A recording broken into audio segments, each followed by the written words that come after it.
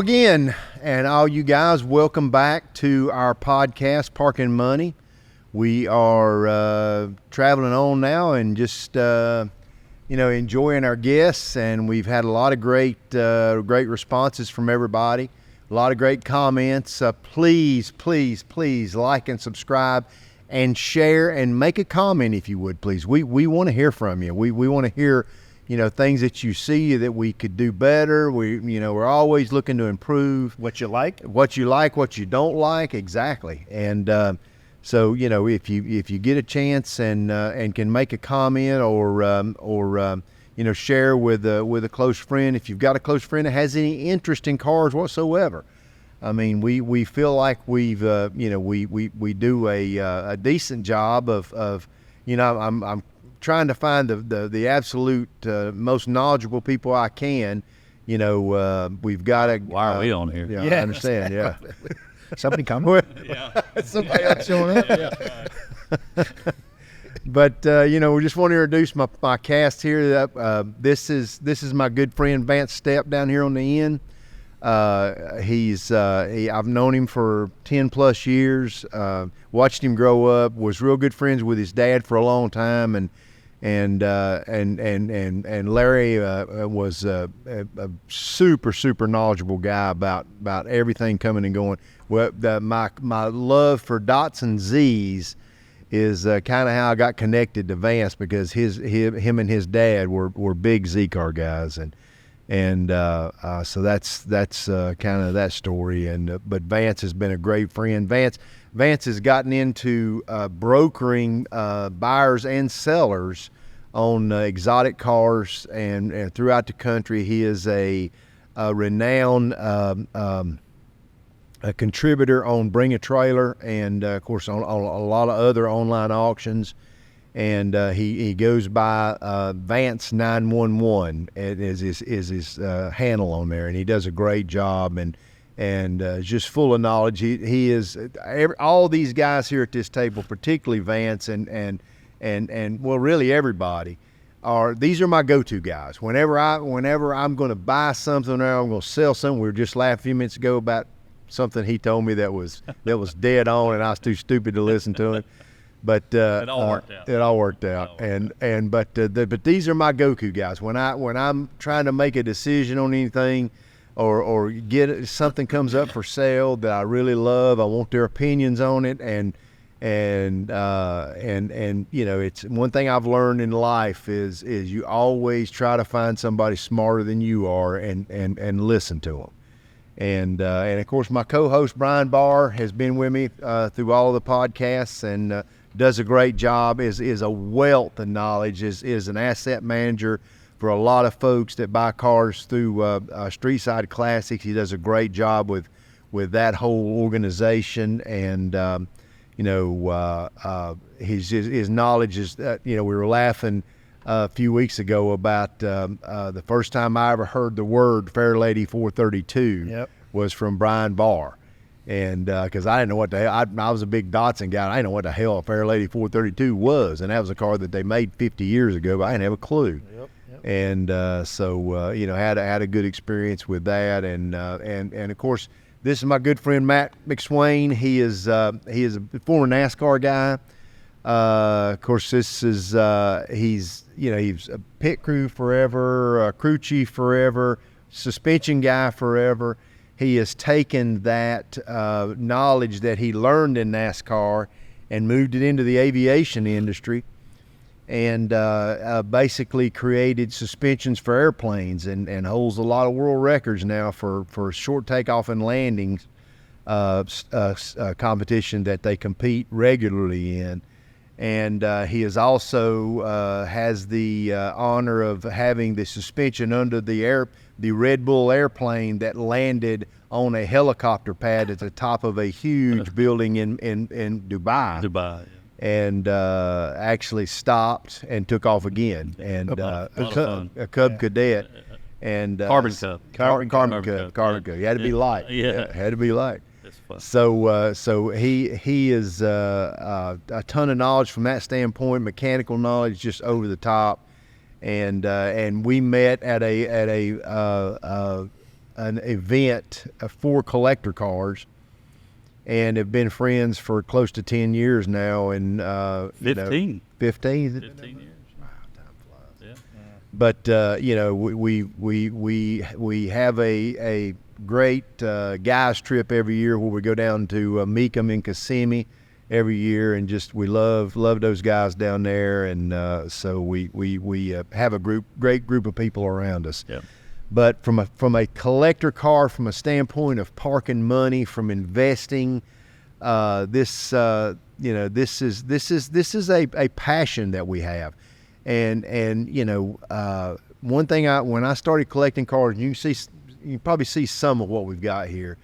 But when I started collecting cars, walked my wife out in the shop, and we had several old Z cars and a bunch of different stuff.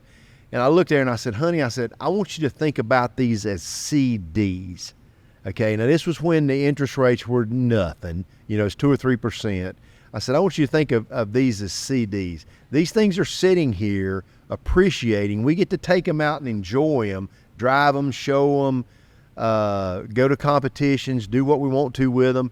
And then when we get ready to sell them, I mean, basically all we're doing is parking money. And I actually picked that phrase up from Vance's dad back in the day. He'd always tell me that. And all we were doing was parking money. If we wanted to add an addition to the house, or we wanted to pay off some bills, or then basically we just take this car that we had taken care of and stored and done a good job with. And in today's market, there's so many ways to sell this thing. I mean, you've got online auctions, you've got all the auctions in place that run multiple times a year. Barrett Jackson, Mecum, RM auctions. There's RM Sotheby's. There's a ton that run multiple times a year, and as long as you keep up what things are selling for, then basically you're looking at a stock. Because if you watch the stock market, it does this every day. Each company, their stock does this every day, up and down, up and down. It's basically the buyer meeting the seller, or the seller meeting the buyer, and coming up with a agreed upon price, or agrees upon price for a share of stock, or with the companies selling whatnot, good things, bad things happen to the companies. The buyer and the seller meets up on a share of stock. Same thing with these cars. When these cars go to an auction, I think back in the day of telling my wife, when these cars come through this door over here on the left, they're for sale. The seller is wanting to sell it, but we don't really know what it's worth. But we'll figure out what it's worth by the time it meets the auction block. But it gets up to the auction block, because then the buyer is fixing to meet the seller is fixing to meet the buyer, and we're going to come together on a price based on how many people are in this room that wants it, based on how many people are in the world that wants it, because the majority of them still have the internet and still have call-in bidders all the time. But basically, the buyer and the seller will come together on a price, and then that's what we'll know then, if when we sold that car, did we make money, or when we buy that car, do we have a chance to make money down the road based on how it's appreciated. Right. Most of these financial firms are actually into collector cars now. It's just like art or wine or anything else. It has a big commodity. Yeah, it's a commodity. Hey, the stock market, Wall Street rings the bell every day at 9:00. Our doors are open every day at 9:00, and we're buying, selling, trading. And the beauty of it is, what I love, and I've said this 100 times, the beauty of it is, as opposed to the big scandal of the CEO having sex with his secretary, big divorce in his family, suddenly he don't have any power no more, and the stock does this number. These are tangible assets that you can go out and rub, and you can love on, and you can shine it up. That took a turn. It did. It did. But he kept it in the same genre. Yeah, that's right. Rub and love on it. Yeah. One gets you in trouble, one doesn't. And take it to a car show, or take it somewhere with your spouse, with your best friend, and enjoy it. Have a great time. And that's one of the things that we plan on showing going forward in this podcast, is not only buying and selling the cars, but loving the cars and having events with them, and And Well, it's not a piece of paper or a dashboard on your screen, right? It's right there. Yeah, exactly. A rolling 401k. Yep, exactly.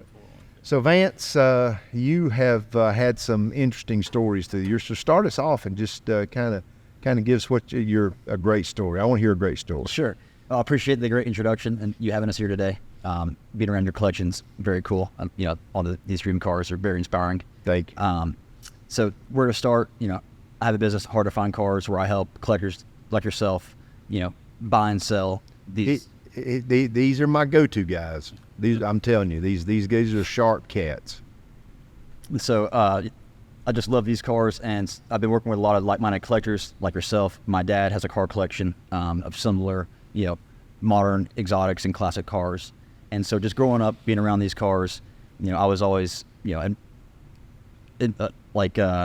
was always admiring the just values and going to the car shows, meeting people. Mm-hmm. Basically, I was building a network for collector cars without even realizing it would later become my business. Yeah, it's literally a lifestyle. Yeah, for sure. Exactly. It is truly a lifestyle. I was very fortunate to find a way to turn my passion into a profit. Mm-hmm. And so what I've been doing is going out and seeking the rarest of the best exotic cars, my dream cars that I candidly cannot afford myself, but put myself in positions in rooms with people who can, and I help them buy and sell those dream cars. When I left, I worked for a large, it doesn't matter, they're gone, Seagram Distillers. I worked for Seagram Distillers, cool life, did a licensing deal with Jimmy Buffett Margaritaville Tequila, and left that to get into the car business.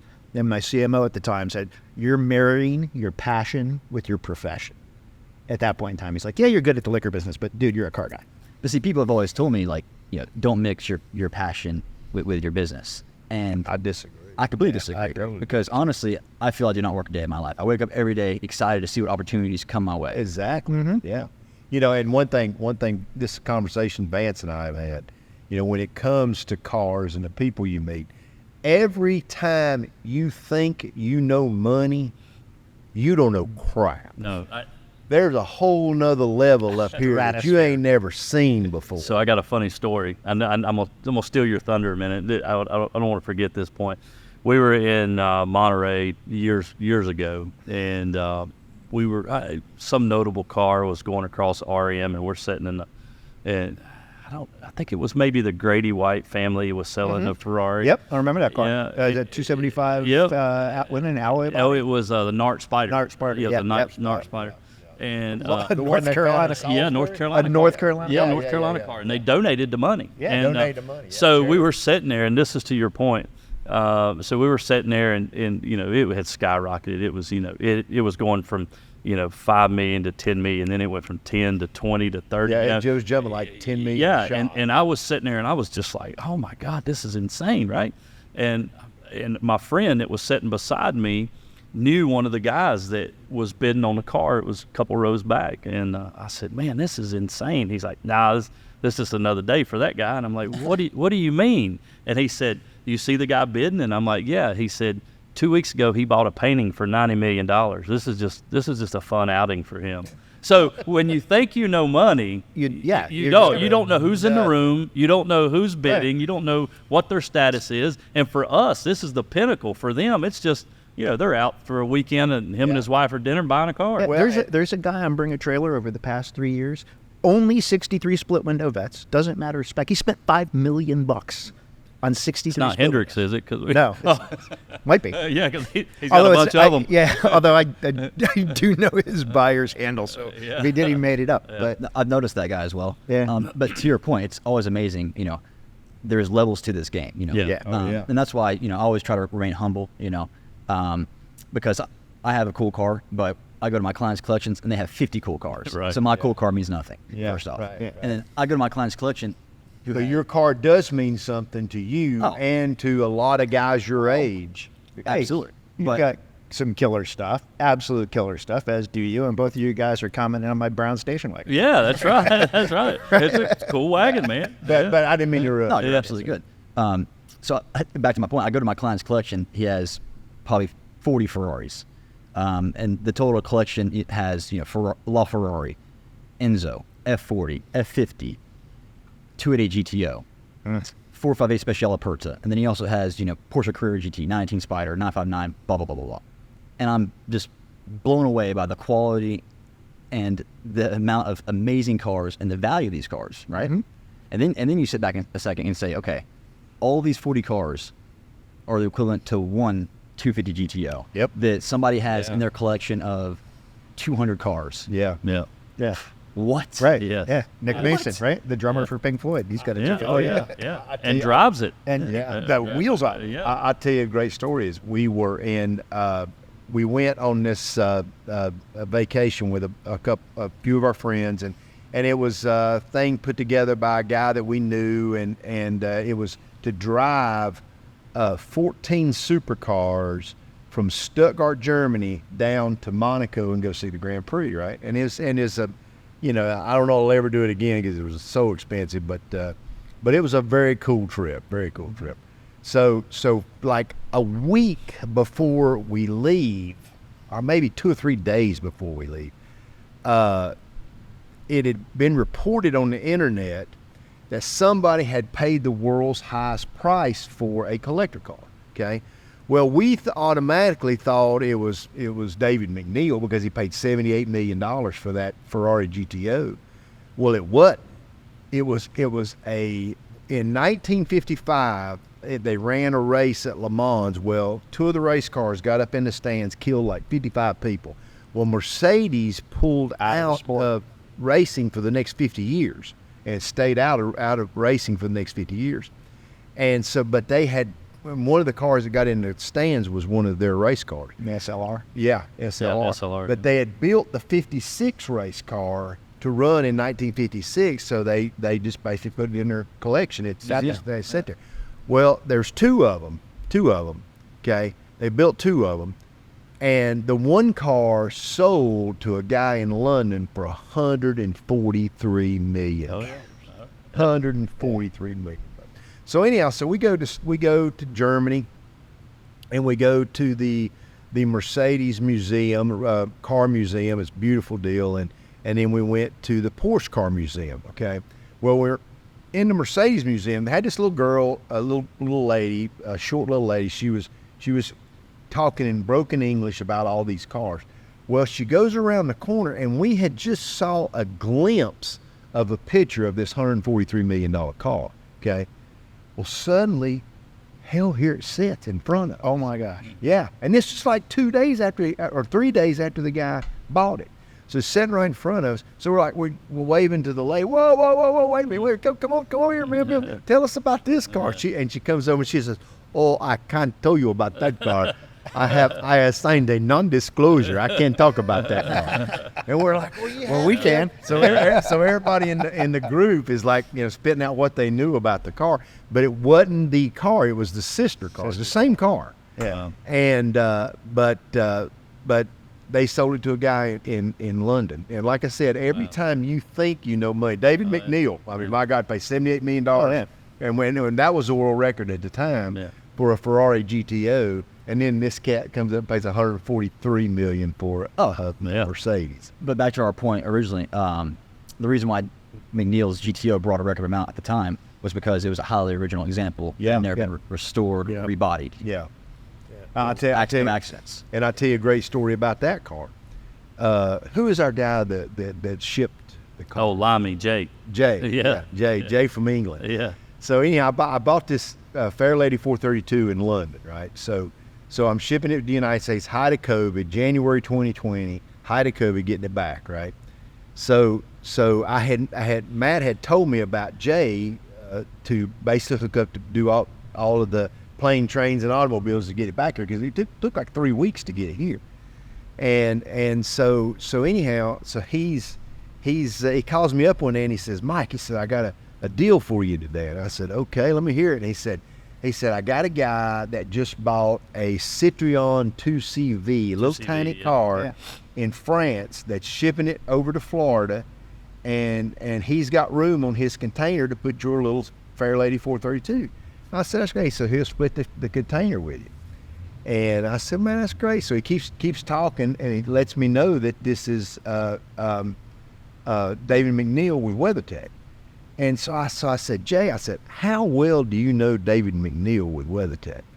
And he's like, well, I know him pretty good. He said, I've shipped every one of his cars that he's bought in Europe to the U.S. And I said, Jay, did he really pay $70 million for that Ferrari GTO? Jay says, no, Mike. He said he paid $78 million for that Ferrari GTO. He says, I know because I did the paperwork.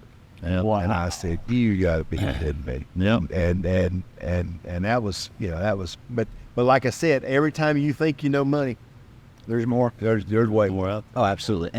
And that collector McNeil, nobody knows exactly how many cars he has. That's what I was gonna say. That's what we know of. Imagine what we don't know. No, exactly. You know? Yeah. Oh, imagine the stuff that's just hidden Yeah. everywhere. Yeah. There's private sales, you do them. There's private sales every day that people don't want to disclose. People don't want to know the cars that move. I tell everybody, and I found it in a Espada last week yeah, no kidding. in a guy's garage. Wow. And it's perfect. What What are you going to do with it? I don't know. me and a friend of mine, Steve, one of my best friends, Steve, business partner and some car stuff. We went to Europe to look for we knew that there was a Maserati that we were looking for, a Maserati race car. And we went into the basement of this. It was weird. So one of the weirdest deals. It was under the basement of this house. And we're talking about cars moving and not knowing, right?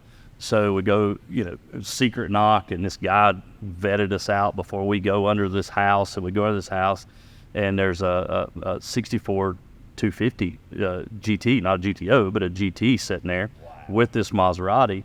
And the whole premise behind it is they had to move these cars in the dead of the night because they didn't want to pay taxes on them, right? So these big cars, people are buying cars and moving cars secretly without knowing it, spending, millions and millions of dollars. So It's probably one of the largest asset classes that's not regulated. yeah. You can put a car in a container and move it.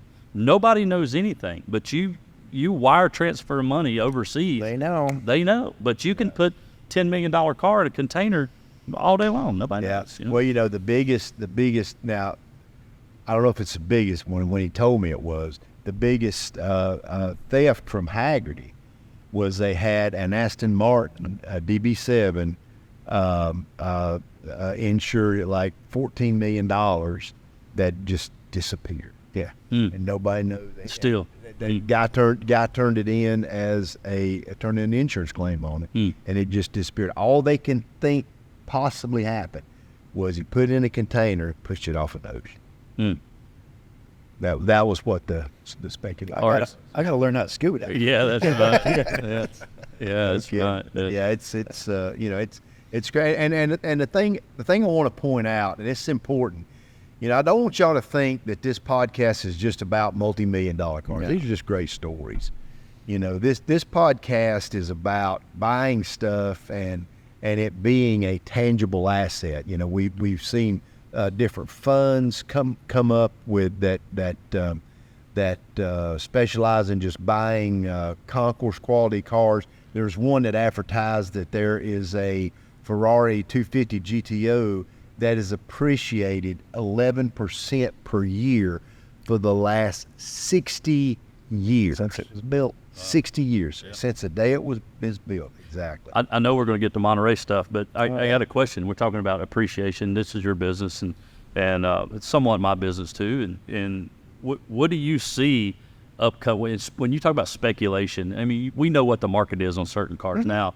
But to Mike's point and the generational gap, what do you see in speculating is the next thing? And we're not talking about Ferraris. Let's talk about common cars, right? What do you see that's obtainable to the average, person? What's next? Sure. So I think the cat's already out the bag. And I think it's the early 2000s E46 M3. Oh my gosh, yeah. I think it's just an amazing driver's car. And another thing is a lot of people my age and an older generation, they have experiences with this car. Back when it was new, their friend had one, their uncle, their dad, they had this car, they had experiences with it, and now they're in a position they can go buy that Laguna Seca blue car with low miles, manual coupe, cloth interior, slick top, and that's an enthusiast car. Yeah. That's obviously on my radar. I believe in the Porsche 911 996 turbo. Yeah, I think that's a great undervalued collector. I think that's a very underrated. I mean, that car. Is that a 03? I believe it debuted in 2001, and it ran until 2005. Okay. Yeah. Had the real funny headlights. Yeah, the fried egg car. Exactly. So this car stickered, MSRP was like, fully spec'd out, could have been 140,000 for a turbo. Yeah. And today, with medium mileage, 40, 50, 60,000 miles, manual transmission coupe, you can buy that car all day long for $50,000 to $60,000. Ton of car. While you're on and while we're talking about it, A nice original unmolestable. A lot that people are hot rodded. Oh, sure. Yeah. You can spend the time, find an original paint car, no modifications, low ownership history with all, no stories. That's a guaranteed collector car. What's a domestic car on your radar? Oh, these have already taken off, but I'm a huge believer in the Acura NSXs and the Mazda RX-7. JDM stuff. Domestic, U.S. Oh, domestic. Yeah, U.S. Like what's for the U.S. guys, for the diehard Ford, Chevrolet sure, guy, what's on your radar for those guys? As far as modern or classic? But the 20-year mark, the 30-year mark, coming 80s, up. the 80s, 90s. What's going to be the next thing in the U.S. market? For the U.S. cars, it's tough to say. That's one that's hasn't been tapped into. I think people have spent a lot of time focusing on the European JDM as recently. But I think the Shelbys, like the 2008 Shelby GT500 KR, great car. Yeah. I think like the 2013 Boss. Yep. We've got we just brought in a gurney. Gosh, what year is it? It's the Mustang, but there's the gurney and the Pernelli Jones, and the gurney brings more money. Yeah. It was rare. Yeah. Cool car. So And I'm a big believer in the Cobra R. Also, I love the Cobra R. That's one of my favorite cars from the early 2000s. I had two. I had one. I have one. I have one. You still have one? I Is have that one. 93? 95. 95. Yeah, but 95. Yeah. Yeah. I think any of the Cobra R stuff. I think the IROC, we talked about the IROC Z stuff. the Z06s. The Z, the That's a great, Z06. great point. You know- C5, Z06, C6, Yeah, and a wonderful car. Yeah. 01. Yeah. The interesting thing when I was collecting the Z cars, we talk about the generations, the generational gaps, and we talk about baby boomers. Okay, baby boomers started in 1945 when all those soldiers came back from World War II, started having all these babies. They talk about it in Ford versus Ferrari. Started having all these babies, and now those babies in the early 60s are in their teens and starting to buy cars. And that was the baby boomers. Well, the thing about it is, the reason the European cars were so much like the BMWs and Mercedes and Porsche, the reason the European cars became such a collector's item way before the Japanese cars did is because we never occupied Japan. In World War II, the soldiers occupied Europe. Guess what? They went over and drove a Ferrari, and they drove a Porsche, and they drove a BMW, and we occupied Europe.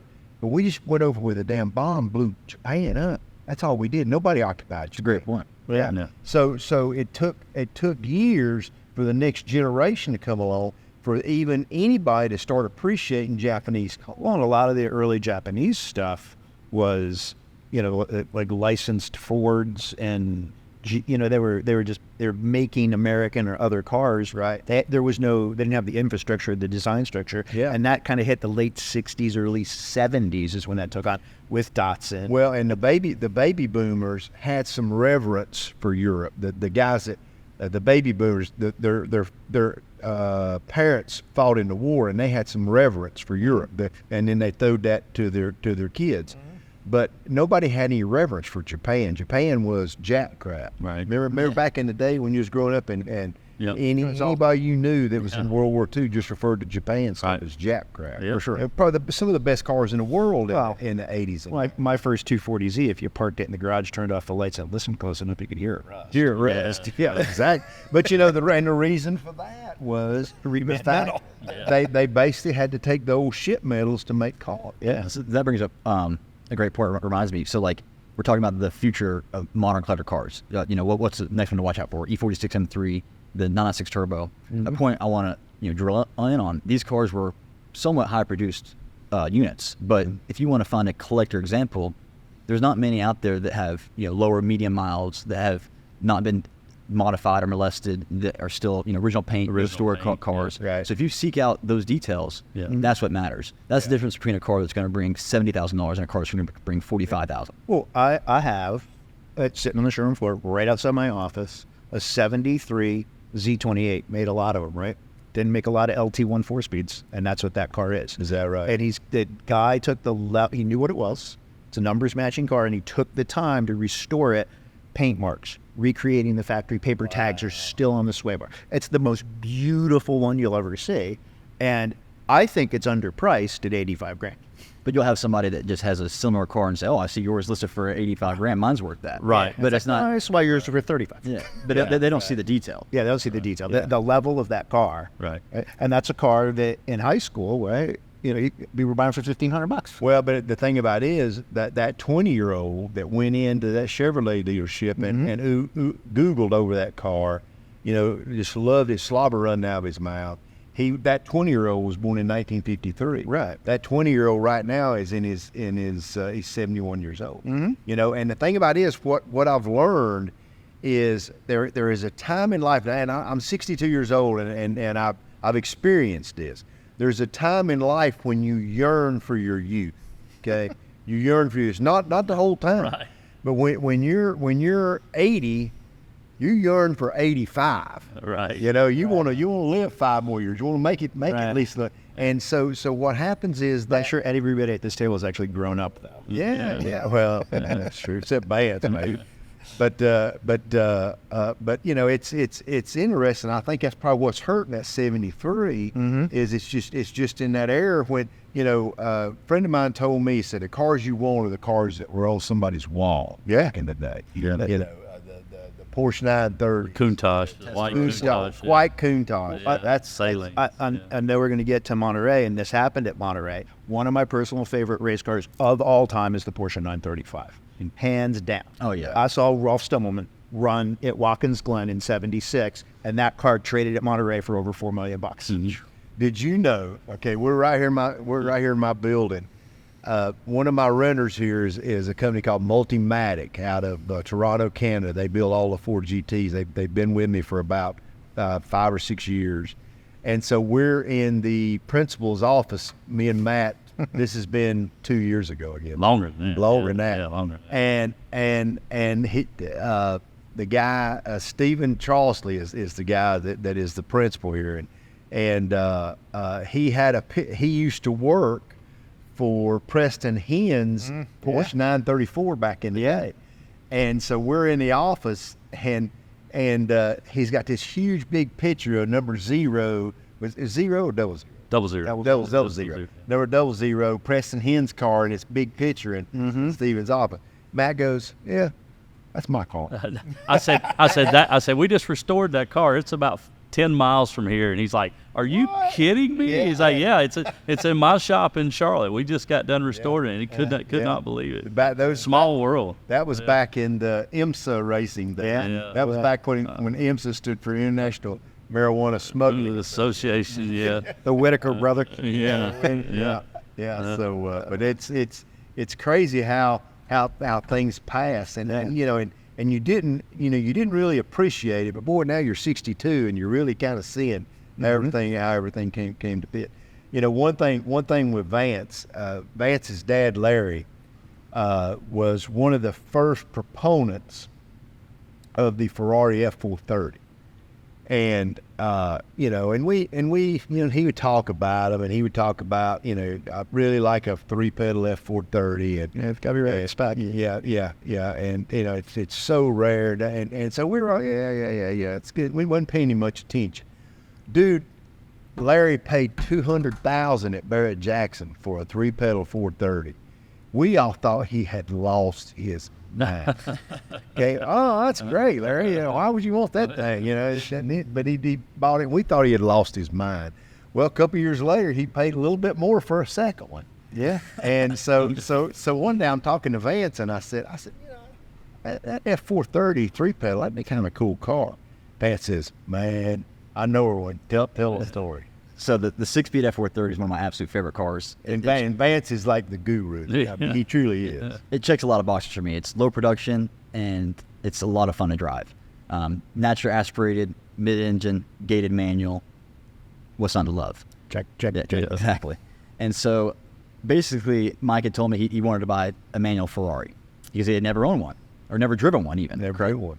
And so I said, and he was talking about maybe getting, you know, older classic, you know, BBI or something, you know, a little more barbaric. Yeah. I might forget. That's that. a good word for that. Barbaric is a Yeah, really good word. For Yeah, that's a great word. Temperamental barbaric. So I'm like, don't bother. You don't want to deal with the service, Yeah. you know, engine out, belt, blah, blah, blah. Great advice. Yeah. Get a F430. It's a modern car, but it still has an analog It has, experience. doesn't have belts, hasn't got a chain. Exactly. And so, really, there's no concrete production numbers for how many of these cars were built. But I have been following this market for 10 years. I had not seen any concrete production numbers. So I started thinking, I'm going to start counting and documenting all the rare factory 6-speed 430s I could find. So after about 6 years of doing that, I've been able to accumulate 250 factory VINs documented in my registry. And that's between coupes and spiders for 2005 to 2009, all model years for USA. And so it's a very rare car with only 250 units known to exist. What's the spider in the coupe? So it's about 45% coupes and 55% spiders. Got it. So which translates More to spiders in on. more spider? Yeah. like 135 spiders and 115 coupes. Yeah. But they trade roughly the same value. The other night I was over at Bob Goose, and you know he's got a TDF blue coupe. Yeah, a TDF blue coupe, and I said, Bob, I said, that spider is a better looking car than yours, but yours more rare than mine is. Well, see, I think the spider is very nice with the roll bars, and when the top down is amazing. But when it tops up, I prefer the coupe. But as an owner perspective, I prefer the coupe because there's one less thing to go wrong. Oh, yeah, that's The right. last thing I want to deal with is a electronic Ferrari issue. Right. Yeah, you've ran into that. Oh, I have. Yes. Yeah. Definitely have. Yeah, but you restored that BBI. Yeah. I'll never do another one. I'll never do it. That was. I think there's and then he caught on fire after you got through. We supposed to tell all that now. No, we could. There's a good story. I So think there's a piece of that for sale on Facebook Marketplace right now that Steve posted. oh, really? Could be. Yeah. So this is a funny story, and I'm sure my wife will get into this story. So we spent. Your wife's going to be a guest on here pretty soon. Yeah, my wife's be a guest, and she tells a better version of this than I do. But it was we'd spent about 3 years restoring this car, and it was I mean it was a nut and bolt, beautiful restoration. Oh, it's Perfect. gorgeous. It was a beautiful car, and we actually restored it twice. Anyway, that's another story.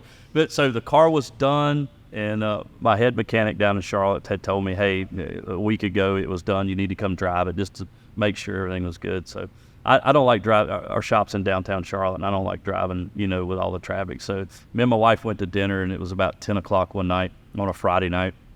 And I said, hey, it's nice and cool outside. It was an autumn day, autumn evening. I said, let's go for a drive. And she said, well, we're driving. I said, well, the 512's done, and Kevin said we need to come drive. So, okay. So we go to the shop, and it's about 10 o'clock, 10:30 at night. We'd pull it out. It's the first time I had driven it, and we'd pull up to the gas station, get some gas. Everything's running good. I'm checking everything. We drive down the road, nice and easy. I'm paranoid. Everybody's around. Nobody's around.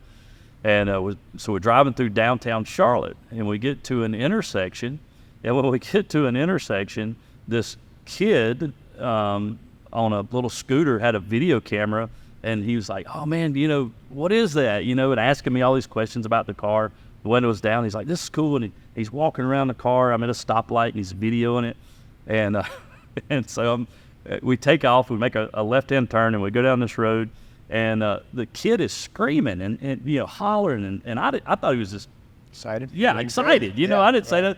And my wife said, hey, he's trying to get your attention. And I'm like, well, I don't know why. So he's screaming. So I slow down, and I turn around, and he said, you're on fire. You're on fire. And I'm like, what? And so, the engine's behind you, and I couldn't see anything, so I smelled it. I couldn't because everything was behind. So I stopped the car, and when I stopped, the whole thing was just smoke. And I'm like, oh my God, what?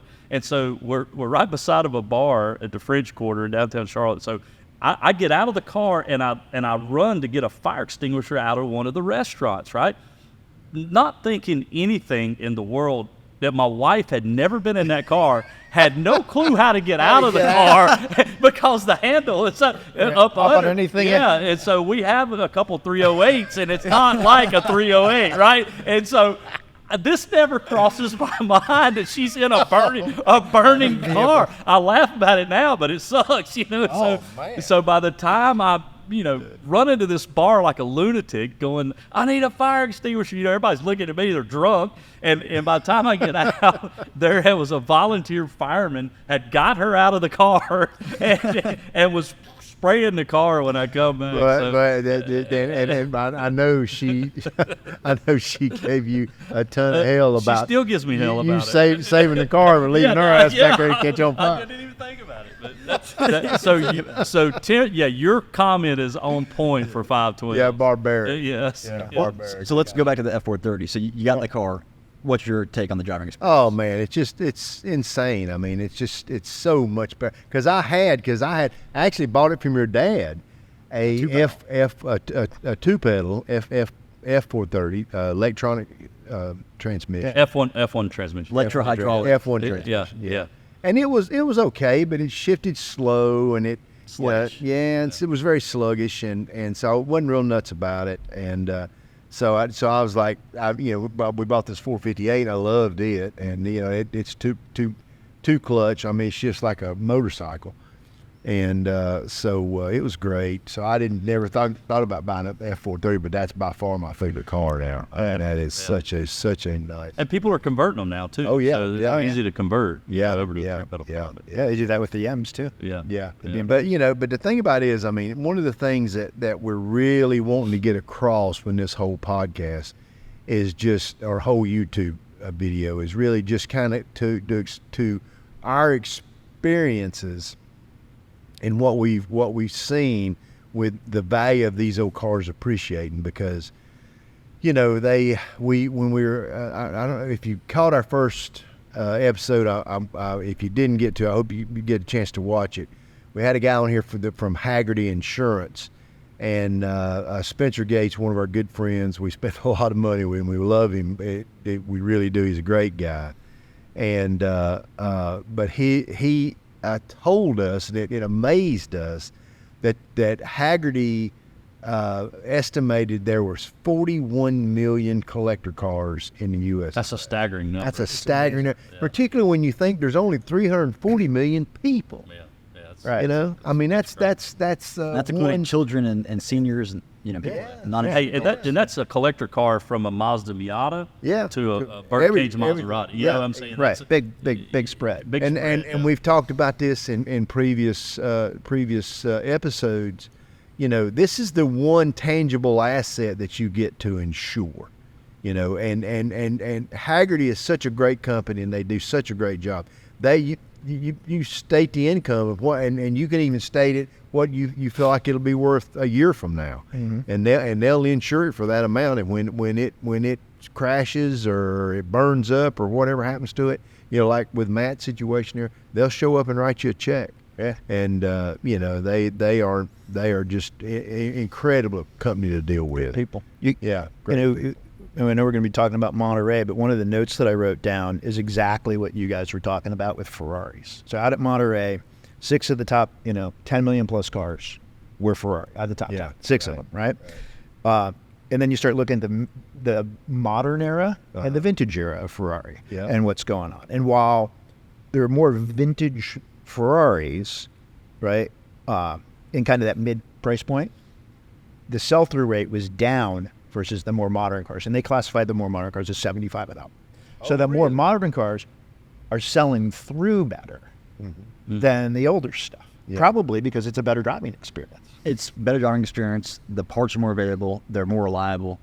Right now, when you have a collector with 40 cars, when they want to go out and enjoy their car on a Saturday morning drive, they want to go turn the key and drive. They don't want to deal with Matt's situation. Right. Yeah. Well, and the price point as well. So if you have, just throw a number. If you have 100 pre-75 and 100 other 75, the 100 over 75, the collective price point is going to be lower. So the average price. The average price. So it's a more obtainable market. So the sell-through rate, I would assume. It's that, but also a huge point of that is also the new cars have a a proven value. You can go on Bring a Trailer or online and see what a 458 Spider sells for. Right. Yeah. It's tougher to evaluate this one-off color 275 GTB that this person's owned for 40 years. Yeah, right. And it's hard to meet the seller's expectations also. I feel like. And because of that, at the auction, that car will get to that stated value, and that's about all it'll do. Yeah. Because there are so many ways. And you got to keep in mind, everybody's sitting there with a computer in their hand. Well, there's always a freak outlier, right? There, somebody that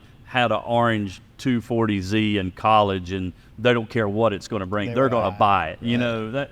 There's always an outlier. Yeah, right. That's why I don't just see one result as the new market. Right. I need to see multiple trend. Yeah, exactly. There's got to be a lot of dots on that chart in the same spot. Yeah.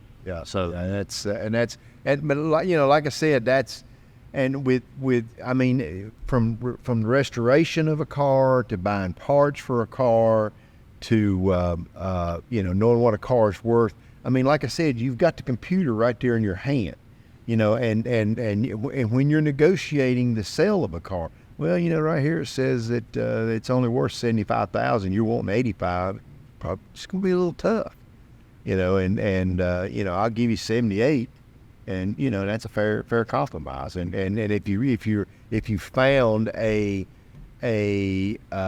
relatively rare car, and let me tell you something, the whole key in any of this stuff is rarity. The three pedal.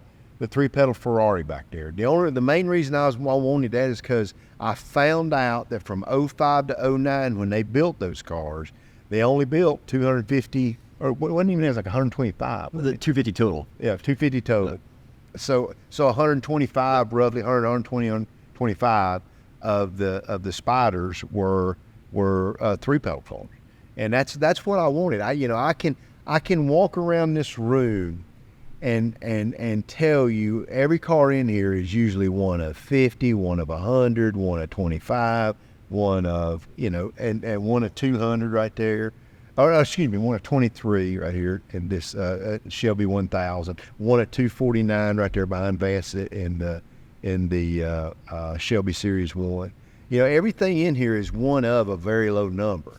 And that's what you want. I mean, that's what you want because my thought process is if me and 12 guys have got it, me and 12 guys or girls or 12 families have it, and guess what? Me and 11 other families get to decide what it's worth.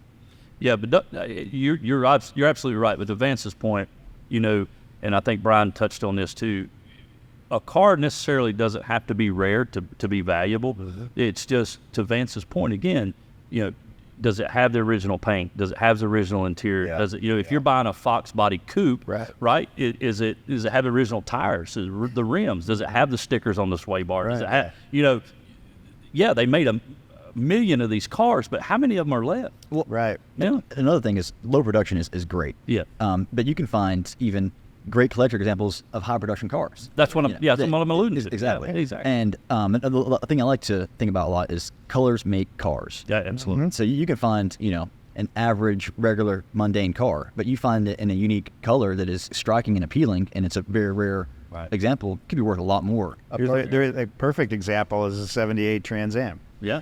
Black and gold, the Smoking Bandit car, and it doesn't even need to be a legit car. Will bring more money than a white one. Yeah. You talked about the E36, and don't rule out in the future that the 5 Series 3-pedal cars too. I mean, those are. I mean, look at the Hammer, the Mercedes Hammer. Yeah. Who would have ever thought that would have been a $300,000 car? Yeah. I mean, it's insane. Oh, there's 700,000. Yeah, but you know what I'm saying. I mean, they're even astronomical. But I mean, I think is the Hammer a 3-pedal car? They made some. They made some 3. That's the one that went through the roof. Yeah, But the 4-door 5 Series 3-pedal cars, man, they're the V10 M5 manual. Yes, V10 M5 manual. The 8 Series, those you could buy those for nothing. I mean, and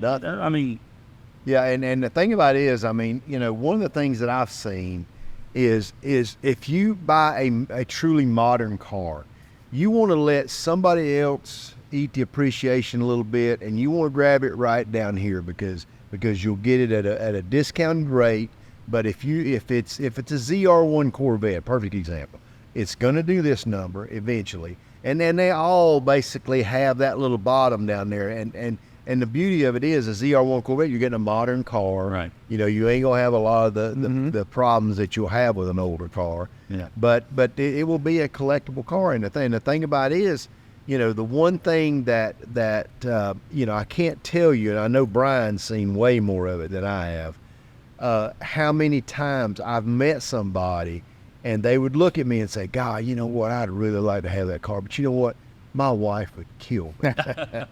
You know why that's the case is because your wife thinks it's your toy. Right. You're spending $100,000 on a toy. Yeah. It's not a toy. It's not a toy. Yeah. If you're buying the right car. If you buy the right car, it's an investment. And Well, let's look at all the guys that speculated on C8s. Yeah. oh yeah. You got LT 1, 2, and 3 C8s that, you know, are, Yeah. right, it's the fastest depreciating Corvette on the market right now. Yeah. Yeah. C7s do better. Yeah. Yeah. It's, Yeah. you know, Timing is everything. Time, Yeah. Correct. Yeah. Yeah. The 019 ZR1 C7 convertible. mm-hmm. Great. Probably the most expensive Corvette. Yeah. Modern, for sure. Modern, Yeah, modern. You know, guys, we're big advocates, obviously, of doing this. Now, one thing that we hadn't talked about that is something to think about is if you're going to have a large collection, you need to have some place to put everything, and that's tough. That's a little tough. However, if you're smart and you're in a position to do it, you can also become a real estate investor because wherever you find to put those cars, guess what? There's 100 car collectors out there that would love to have that place. So you know that's what some of what we've done is invest in real estate to put our cars and turn around later on and sold the place and made a few Yeah, bucks. I've seen time and time again, a collector has to buy a big warehouse to store his cars for 5 or 10 years. And then he moves on to a bigger space or moves locations, and then he goes and sells the building, and it's 2 to 3x in value just sitting there. Yeah, His exactly. assets. Exactly. Happens all at that. Yeah. All at that. I don't make- Anything else you want to close with? No, I'm glad the car hobby is strong. I did have a number real quick that I wanted to share. So looked like Monterey this year brought in $396 million total sales. It says it's down 15%. Yeah. But this is what I want you to take in mind. You know, I don't think we have, and y'all can elaborate on this. I don't think we've had a true reset since COVID. Nope. And here's what I say. So in 2019, which everything was going strong, right? And me and you were there in 2019, Yeah. and we thought this was the height thought of it the couldn't get market. better. Couldn't get any better. What do you think that number was 2019? I know, I got it written down, but go. What do you now we're down at 396. In 2019, the height of the market 190 million. 340 or 247. Is that right? 247. So just down from last year. We're not down. Yeah. But we're down from last year, but we're still up. This market Yeah. beat 19. By $150 million. Yeah. So we're in a good market. Yeah. People are like pessimistic, but it's a good market. You hear people say the car market, you know, it's not going to make it. It's not going. We're up $150 million. I saw it every day at the dealership Yeah. at Streetside Yeah. over that period. I mean, the doors are locked, guys. Yeah. And we're selling 70, 80, 90 Yeah. cars Yeah. out of one location on the Charlotte location. It We've got will 6 locations. It will take a reset, but Yeah. but I don't see it going back $150 million. I think some of the stuff you look at, like vintage trucks. Vintage trucks are hot. Broncos, Yep. 4-wheel drives and stuff. The big Broncos even Yeah. carried. Yeah. You know, you had arguably the waterfall to task force to the C10s, Yeah. right? Well, some of the later model stuff in that got carried up, like the OBS trucks. Yeah. Like square bodies are Yeah, they're crazy. unbelievable. Right? But I think some of these fringe things, the really old stuff, the more Yeah. modern stuff, got caught in that carry of the really cool, desirable stuff. Yeah. That's what's falling out of the market. Yeah. You know, one of the things that Vance wanted me to talk about when we went and did that trip I was telling you about in Europe. On that trip, we're laying down to go to sleep one night. My phone, I get an email on my phone. I looked at the phone. The phone said, and I had been waiting over 2 years on this, said, congratulations, you just got a new Ford GT. And a lot of the reason was I had a lot of people with Ford pulling for me. I had these guys with Multimatic pulling for me, and it was a big deal to even be considered for one. Well, you can see it back here. That's it right there against the wall. Real great car. Well, my buddy that I had on the trip, I also had a white Ford GT from 2005, and he loved that car, and so he wanted to trade a car that he had for that car, and so we made the trade, and I wound up with a Ferrari 812 Superfast, which we had driven on the trip, and I loved, and it was a great car. So, but the interesting part was I got the car, and then I traded it for an 812 GTS, which is the convertible. And so Vance and I are talking about it, and of course I'm listening to everything Vance says because I want his opinion. Well, we were watching the Ferraris go down. Okay. Who told you? my best friend over here tells me, he says I can't believe you traded that damn GT for that The Ferrari. market's going down, baby. He said, man, when you pull up, he said nobody will look at that Ferrari. Everybody will look at that GT. Sure enough, that night that we traded, we go to dinner with our friends Bob and his wife Sherry. And everybody crowds around my old GT, which is sitting in front of me now, and no goddamn soul looked at the Ferrari. I'm like, damn it, he was right. And so anyhow, so I kept the car for a while and traded it and got another one, and so Vance and I decided to put it on Bring a Trailer for sale. Well, we sold it, made good money on it, and so Vance calls me up. And he says, "We knew how the Ferrari was going down. Well, guess what's going up in a fast pace, and that is that GT you had." He said, "Can you buy it back?" I said, "Well, I know." So we never could make the deal to buy it back. But Vance finds me one with less miles than that one, and was a 4-option car, beautiful car. What are the 4 options for people that don't know? The 4 options are the wheels, the stripes, the stereo, and the painted brake caliper. Frame brake caliper. Yeah, and this one had all 4, and the one I had only had 2. And so we bought this car, and we got a great deal on it. Bought it Original owner. Original owner. Mm-hmm. Yeah, got a great deal on it, and it's probably I've probably got 70,000-80,000 equity in it. So basically, at 2 weeks. we sold a modern 2022 Ferrari, $500,000 car that was in value, to buy a 2005 Ford GT. Right. That's going up. 19-year-old car. Why do you contribute that? Why do you think the GTs are continuously going? I mean, we've always seen a steady increase, but why is that? Just because it checks a lot of the boxes. It's a pinnacle of an analog supercar. You Yeah. know? Yeah. And also it's one of a No kind. nannies. Yeah. No nannies. It's a one of a kind car. You know. Yeah. Other cars, there's all kinds of different variations. You know. It's a one-of-a-kind car that will never be built again. Right. Exactly. And production's high on the Ford GT. They made 4,033 units of those cars for worldwide, which is considered high. Yeah. You know, in the space of collector. And out of all the years, what do you consider to be the best collector grade of that car? So that's a debate people go back and forth on, the 05 or 06. So typically people like, a late model 06 car. The best version would be the 06 Heritage. They were only produced in 2006. Mm-hmm. So that would be the go-to collector model. Almost $1 million. And the Heritage were what colors?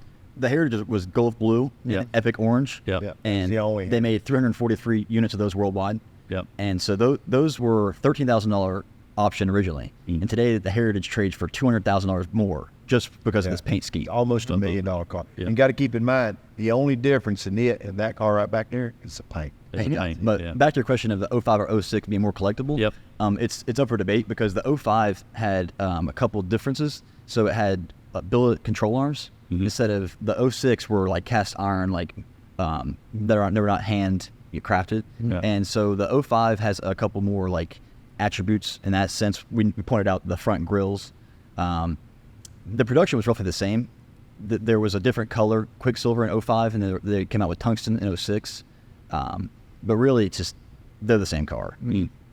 Yeah. There's a literally 0 mile in the wrapper 05, 20 minutes. Is that right? Sitting fog, bought it as an investment. I'll take it. Yeah. I'm trying to get it. Is it red? Huh? Is it red?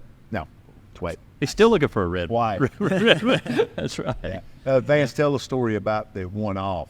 Okay. Yeah, without going into too much detail, so I've got a great collector client who has been on a mission to collect every production color Ford GT. So in 0506, every production color was Quicksilver in 05, and then you had Midnight Blue Metallic. You had Centennial White. You had the red, black, tungsten in 06. You had yellow, and did I mention all colors or miss? That's all. And then the heritage, obviously. Heritage colors, yeah. So those were all the production colors. So this collector, over a course of about 3 years, amassed every color in delivery mile condition. Awesome. Great collection. One day he texts me and says, "Hey Vance, I heard there's a 1014 GT out there, Sonic Blue. Is that exist? Is that real?" I'm like, "It is real." I sent him the production chart, all the colors, and at the very bottom, 1 of 1, Sonic Blue, the only custom color Ford GT, because there was no special order. You couldn't paint a sample of Ford GT like you could now. Right. What happened was a Ford executive snuck the paint on the assembly line. He had ordered a midnight blue car, and he swapped the paint to Sonic Blue, which is the stripes on a white GT. Right. So the paint was in the assembly. He swapped the paint in the gun. They painted the car Sonic Blue. It went down the assembly line, and Bill Ford, CEO at the time, noticed this car looked slightly different, and so he ordered the car do not build. He issued a do not build order immediately, set it aside, and the car was unfinished, remained unfinished for about a year. And ultimately they finished the car. They rolled it down the assembly line a second time. If you know Ford GTs, the body gaps and the fit and finish is not the greatest, not the tightest panels. This car, the attention to detail was different. The panel gaps in this car are like a modern Porsche or Ferrari. It's amazing. I'll show you photos. So long story short, this car was completed, and they sold it at a dealership, a Ford dealer-only auction in 2006 called the Cattle Balls Ranch auction. Yep. And the lot name for this car was the one and only. The Ford donated by the Ford Motor Company, one and only. Estimated value was $200,000, sticker price basically. Right. The car went for auction and sold for $400,000 in 2006. Sold to a Ford dealer, kept the car until 2008. He had a margin call on his floor credit plan, whatever.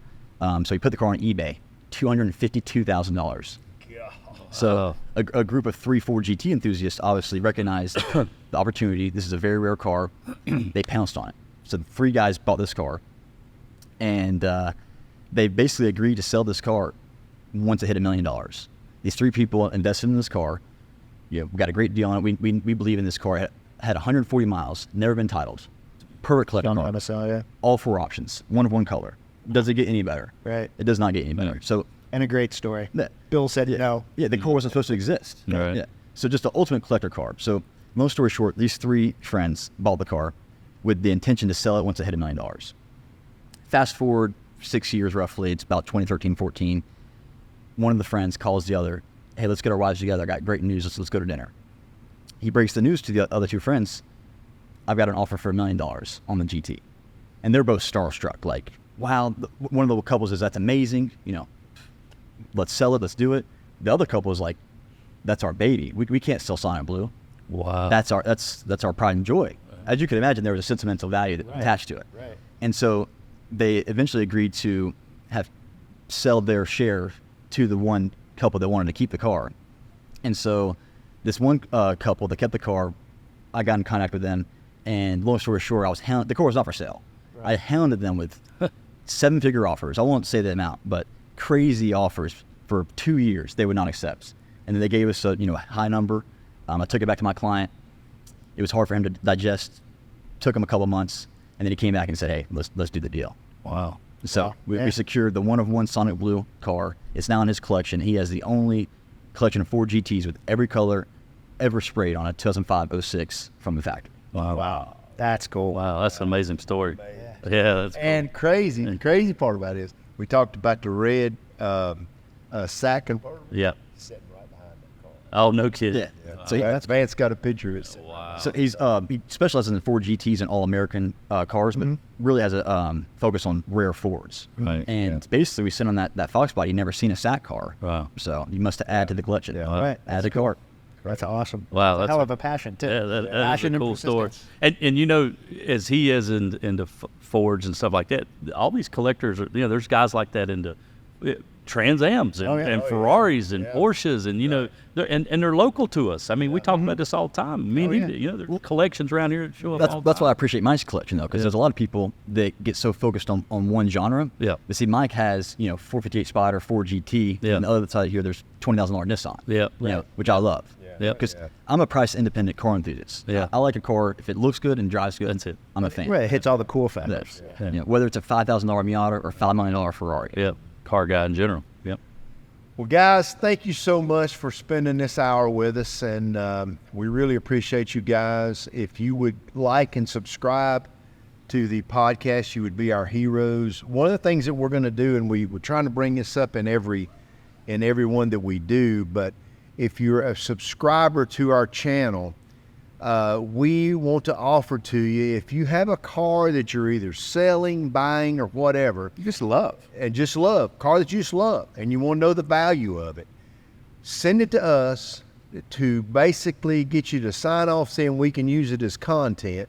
We will put it right over there on that 2-post lift, and we will go completely crazy on it, trying to figure out anything that we see that would deteriorate the value, help the value, find anything that's rare about it, and we'll report back to you exactly what we feel like the value is. And we'll have a lot of experts in here, I promise you, when we do it. So if that is something that's on your radar screen, use us, because we love it.